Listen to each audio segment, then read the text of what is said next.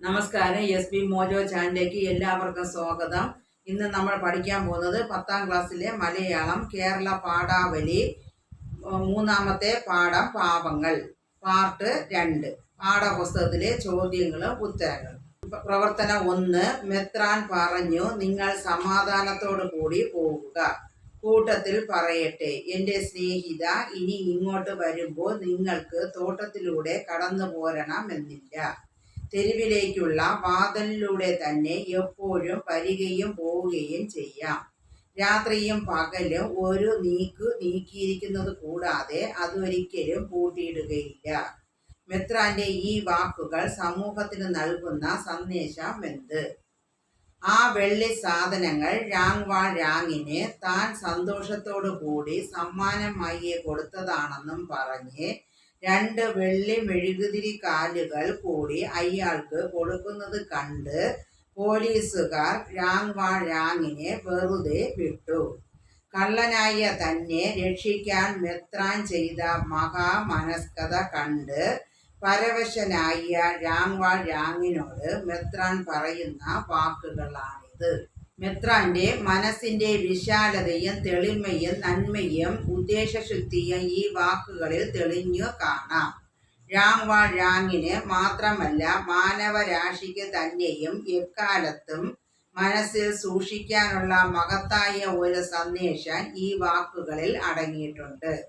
താൻ വിശ്വസിച്ച് സ്നേഹിച്ച് ഭക്ഷണവും ഉറങ്ങുവാനുള്ള സ്ഥലവും നൽകി ആ രാത്രിയിൽ തൻ്റെ കൂടെ കൂട്ടിയ ഒരു മനുഷ്യനാണ് രാത്രിയിൽ തന്നെ ചതിച്ച് വെള്ളി സാധനങ്ങൾ മോഷ്ടിച്ചു കടന്നു കളഞ്ഞത്.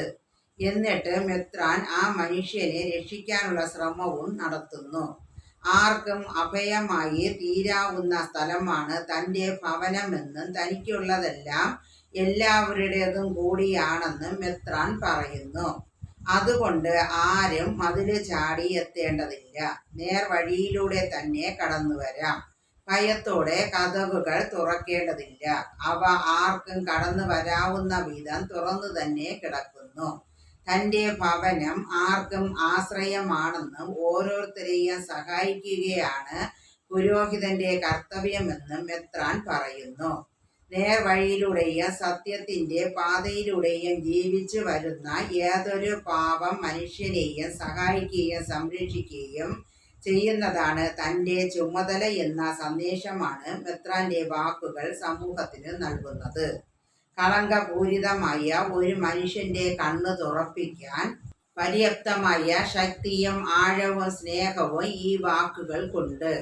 സാഹചര്യങ്ങളുടെ സന്ദർഭത്താൽ കളവിൻ്റെയും കുറ്റങ്ങളുടെയും പാതയിലേക്ക് തിരിഞ്ഞു പോയവരെ വിശ്വാസത്തിലെടുക്കണമെന്നും സ്നേഹിക്കണമെന്നും അവർക്ക് നന്നാവാനുള്ള സാഹചര്യങ്ങൾ ചെയ്തു കൊടുക്കണമെന്നും മെത്രാൻ ഇതിലൂടെ ലോകത്തിനു മുമ്പിൽ വിളംബരം ചെയ്യുന്നു. രാങ് എന്ന മനുഷ്യന്റെ മനസ്സിനേക്കാൾ ഈ വാചകം ചെന്ന് തറയ്ക്കുക ലോക മനസാക്ഷിയിലാണ്. സ്വാർത്ഥതയുടെ വഴിയിലൂടെ സഞ്ചരിച്ച് അവിഹിതമായ മാർഗത്തിലൂടെയും അല്ലാതെയുമൊക്കെ സമ്പാദിച്ചു കൂട്ടിവയ്ക്കുന്ന മനുഷ്യരെ ഇത് ഇരുത്തി ചിന്തിപ്പിക്കും. ഭൗതികമായ നേട്ടങ്ങളെക്കാൾ വിശാലമായ മനസ്സും സത്യസന്ധതയും വിശ്വാസവുമാണ് ജീവിതത്തിൽ സമ്പാദിക്കേണ്ടത് എന്ന മഹത്തായ ഒരു സന്ദേശമാണ് മെത്രാൻ ഇതുവഴി സമൂഹത്തിന് നൽകുന്നത്. പ്രവർത്തനം 2. പരലോകത്ത് വച്ച് ഇഹലോക കർമ്മങ്ങളെ വിചാരണ ചെയ്തെടുക്കുമ്പോഴത്തെ തുളഞ്ഞു കയറുന്നതും ഭയം ജനിപ്പിക്കുന്നതുമായ കാഹള ശബ്ദം പോലെ തിരികുറ്റിയുടെ കരച്ചിലൊച്ച അയാളുടെ ചെകിട്ടിലടിച്ചു. രാങ്ങിന്റെ മാനസിക അവസ്ഥ പ്രതിഫലിക്കാൻ ഈ വരികൾക്ക് എത്രമാത്രം കഴിയുന്നുണ്ട്? കുറിപ്പ് തയ്യാറാക്കുക. മെത്രാൻ രാങ്ങിന് ഭക്ഷണവും ഉറങ്ങാനുള്ള മുറിയും നൽകിയെങ്കിലും അയാൾക്ക് ഉറക്കം വന്നില്ല. അയാളുടെ പൈശാചികമായ മനസ്സിൽ താൻ നേരത്തെ കണ്ട വെള്ളി സാധനങ്ങൾ എങ്ങനെ കൈക്കലാക്കാം എന്ന ചിന്ത മാത്രമായിരുന്നു. ഉറങ്ങിക്കിടക്കുന്ന മെത്രാനും വൃദ്ധ സ്ത്രീകളും അറിയാതെ അയാൾ വാതിൽ മെല്ലെ മെല്ലെ തള്ളി തുറന്ന് ചുമർകൂട്ടിൽ സൂക്ഷിച്ചു വച്ചിരുന്ന വെള്ളി സാധനങ്ങൾ മോഷ്ടിക്കാൻ ശ്രമിക്കുന്നു. 1-2 വട്ടം ശ്രമിച്ചെങ്കിലും വാതിലിൽ നേരിയ വിടവേ ഉണ്ടായുള്ളൂ. വീണ്ടും കുറച്ച് ശക്തിയോടെ അയാൾ വാതിൽ തള്ളി. അപ്പോൾ വാതിലിന്റെ വേണ്ടവിധ എണ്ണ കൊടുത്തിട്ടില്ലാത്ത തിരുകുറ്റിയിൽ നിന്ന് ഒരു നിലവിളി പോലെ ശബ്ദം ഉണ്ടായി. രാത്രിയുടെ നിശബ്ദതയിൽ ആ ശബ്ദം അവിടെയാകെ പ്രതിധ്വനിച്ചു. ആ ശബ്ദം രാങ് വാൾ രാങ്ങിൽ ഉണ്ടാക്കിയ പരിഭ്രമവും അങ്കലാപ്പും ഭയവും നിറഞ്ഞ മാനസിക അവസ്ഥ പകർന്നു നൽകുന്നതാണ് ഈ പ്രയോഗം. താൻ കയ്യോടെ പിടിക്കപ്പെട്ടുവെന്ന് അയാൾ മനസ്സിലാക്കി. പല കുറ്റങ്ങൾക്കായി പിടിക്കപ്പെട്ട് 19 വർഷം ജയിൽവാസം കിട്ടി പുറത്തു വന്ന ആളാണ് രാൾവാൾ രാങ്. ഇനിയും ലോക ആരാധ്യനായ മെത്രാന്റെ കൊട്ടാരത്തിൽ നിന്ന് പിടിക്കപ്പെട്ടാൽ തനിക്ക് ഒരു രക്ഷയും ഉണ്ടാവുകയില്ലെന്നും മരണം വരെ ജയിൽവാസം തുടരേണ്ടി വരുമെന്നും ഒരു പക്ഷേ മരണശിക്ഷ വരെ കിട്ടുമെന്നൊക്കെ അദ്ദേഹം ചിന്തിച്ചു. അതുകൊണ്ടാണ് വാതിലിന്റെ കരയുന്ന ശബ്ദം മരണശേഷമുള്ള വിചാരണ വേളയിലെ കാഹള ശബ്ദമായി അയാൾക്ക് തോന്നിയത്. ദൈവസന്നിധിയിൽ എല്ലാ കുറ്റങ്ങളും ഏറ്റുപറയേണ്ടി വരുന്ന രംഗം അയാൾ അകക്കണ്ണുകൊണ്ട് കണ്ടു. അത്രയും ഭയവിഹ്വലമായ ഒരു മാനസിക അവസ്ഥയിലായിരുന്നു അയാളെന്ന് കാണിക്കുന്നതാണ് ഈ വരികൾ. പിടിക്കപ്പെട്ടു എന്ന് മനസ്സിലാക്കുന്ന ഏതൊരു കുറ്റവാളിയുടെയും മാനസിക അവസ്ഥ ഇതിലും വ്യക്തമായി പ്രകടിപ്പിക്കുവാൻ മറ്റൊരു പ്രയോഗത്തിന് സാധ്യമല്ല എന്ന് തന്നെ പറയാം. പ്രവർത്തനം 3. ലോകമെമ്പാടുമുള്ള എഴുത്തുകാർക്കും വായനക്കാർക്ക് എന്നും പ്രചോദനം നൽകുന്ന മഹത്തായ കലാസൃഷ്ടിയാണ് പാവങ്ങൾ. പ്രശസ്ത കഥാകൃത്ത് ഇ. ഹരികുമാറിന്റെ നിരീക്ഷണവും നിങ്ങളുടെ വായനാ അനുഭവവും പരിഗണിച്ച് പാവങ്ങൾ ലോക സാഹിത്യത്തിലെ നിത്യവിസ്മയം എന്ന വിഷയത്തിൽ ഉപന്യാസം തയ്യാറാക്കുക. പാവങ്ങൾ ലോക സാഹിത്യത്തിലെ നിത്യവിസ്മയം. ലോക പ്രശസ്തനായ സാഹിത്യകാരൻ വിക്ടർ ഹ്യൂഗോ എഴുതിയ അതിപ്രസിദ്ധമായ ഒരു കൃതിയാണ് പാവങ്ങൾ എന്ന നോവൽ. ലാ മിസറബിളെ എന്നാണ് ഫ്രഞ്ചിൽ അതിൻ്റെ പേര്. പേര് സൂചിപ്പിക്കുന്ന പോലെ ലോകത്തിലെ ദുരിതമനുഭവിക്കുന്ന എല്ലാ പാവപ്പെട്ട മനുഷ്യർക്കും വേണ്ടി എഴുതപ്പെട്ട ഒരു നോവലാണ് ഇത്. ലോകത്ത് ഇത്രമാത്രം വായിക്കപ്പെടുകയും മൊഴിമാറ്റം ചെയ്യപ്പെടുകയും ചെയ്യപ്പെട്ട മറ്റൊരു കൃതിയുണ്ടോ എന്ന് സംശയമാണ്. മനുഷ്യന്റെ വായനാശീലത്തെയും മാനുഷികമായ എല്ലാ ആഗ്രഹങ്ങളെയും വികാരങ്ങളെയും അനുകമ്പയെയും പശ്ചാത്താപത്തെയും കുറ്റബോധത്തെയും എല്ലാം തന്നെ പരിപോഷിപ്പിച്ചെടുത്ത് അവനെ ഒരു മനുഷ്യനാക്കി മാറ്റാൻ പ്രലോഭിപ്പിച്ച ഒരു നോവലാണിത്. അതുകൊണ്ട് തന്നെയായിരിക്കണം നോവലുകളുടെ അമ്മ എന്ന് വിമർശന ലോകം ഈ കൃതിയെ വിശേഷിപ്പിച്ചത്. രാങ് വാൾ രാങ് എന്ന മോഷ്ടാവ് മോഷണമുപേക്ഷിച്ച് സത്യസന്ധനായി തീരുന്നതാണ് നോവലിന്റെ വിഷയം.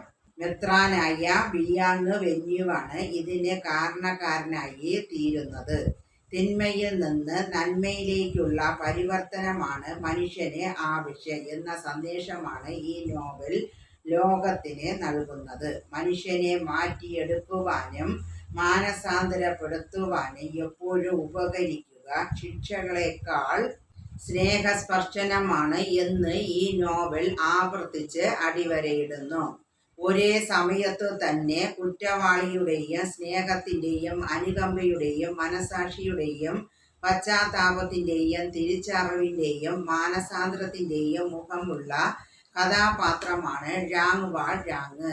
അതിൻ്റെ മറുവശമാണ് നോവലിലെ രാബേർട്ട് എന്ന പോലീസ് ഇൻസ്പെക്ടർ. രാങ് അനുഭവിച്ചു കൊണ്ടിരിക്കുന്ന ദുഃഖത്തിൻ്റെയും ദുരന്തത്തിൻ്റെയും മനുഷ്യത്വത്തിൻ്റെയും പാതയിലേക്ക് അയാൾക്ക് യാതൊരു എത്തിനോട്ടവുമില്ല. മനസാക്ഷിയെ മരവിപ്പിച്ച ഈ നീതിന്യായ വ്യവസ്ഥയാണ് ഒരു കണക്കിന് രാങ്ങിനെ രക്ഷപ്പെടാനാവാത്ത വിധം വിധിയുടെ നീർക്കയത്തിലേക്ക് താഴ്ത്തി വലിക്കുന്നത്. രാങ് പരുക്കനും നിഷ്കളങ്കനും ആയ ഒരു കർഷകനായിരുന്നു.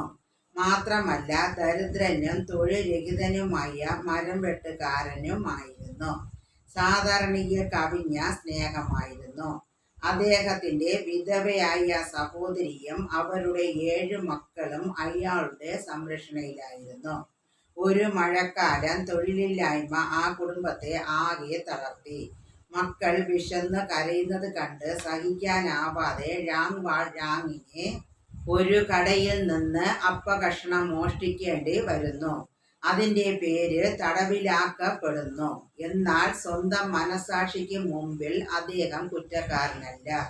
ജയിലിൽ കിടക്കുമ്പോഴും അദ്ദേഹത്തിന്റെ ചിന്ത പട്ടിണി കിടക്കുന്ന മക്കളായിരുന്നു. തടവ് ചാടാൻ പലതവണ അയാളെ പ്രേരിപ്പിച്ചത് ഈ കടുത്ത ദാരിദ്ര്യവും അനുകമ്പയും ആയിരുന്നു.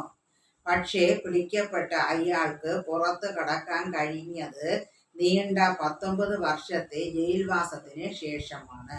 പക്ഷേ ഇക്കാലം കൊണ്ട് രാങ് ആകെ മാറിപ്പോയി. അയാളുടെ മനസ്സ് മരവിച്ചു പോയിരുന്നു. ശരീരത്തിൽ കുറ്റവാളി എന്ന മുദ്ര കുത്തി അയാളെ വല്ലാതെ വേദനിപ്പിച്ചു. കയ്യിൽ കിട്ടിയ മഞ്ഞ കാർഡുമായി നടന്ന അദ്ദേഹത്തെ ഒരു മെത്രാൻ രക്ഷിക്കുന്നു. മെത്രാൻ അയാൾക്ക് ഭക്ഷണവും ഉറങ്ങാനുള്ള സ്ഥലവും നൽകുന്നു. എങ്കിലും രാങ്ങിന്റെ ഉള്ളിലെ കുറ്റവാളി ഉണർന്നു. അവിടെ വെച്ച് അയാൾ മെത്രാന്റെ വെള്ളി സാധനങ്ങൾ മോഷ്ടിച്ച് കടന്നു കളയുന്നു. രാവിലെ തന്നെ പോലീസുകാർ രാങ്ങുമായി മെത്രാന്റെ മുന്നിലെത്തി കാര്യം മനസ്സിലാക്കി. മെത്രാൻ വിശുദ്ധമായ ഒരു കള്ളം പറഞ്ഞ് രാങ്ങിനെ രക്ഷിക്കുന്നു. വിമർശകനായ ഹരികുമാർ പറഞ്ഞ പോലെ ചെറിയ കുറ്റത്തിന് വലിയ ശിക്ഷ നൽകുന്ന നിയമവ്യവസ്ഥ മാത്രമല്ല, തെറ്റുകുറ്റങ്ങൾക്ക് മാപ്പു നൽകുന്ന സ്നേഹത്തിന്റെ വ്യവസ്ഥ കൂടി ലോകത്ത് ഉണ്ടെന്ന് ആദ്യമായി രാങ്ങിനെ കാണിച്ചു കൊടുത്തത് ഈ മെത്രാനാണ്. രാങ് എന്ന കുറ്റവാളിയെ മാറ്റിയെടുക്കുവാനും മാനസാന്തരപ്പെടുത്തുവാനും സഹായിച്ചത് ഈ സ്നേഹ സ്പർശനമാണ്.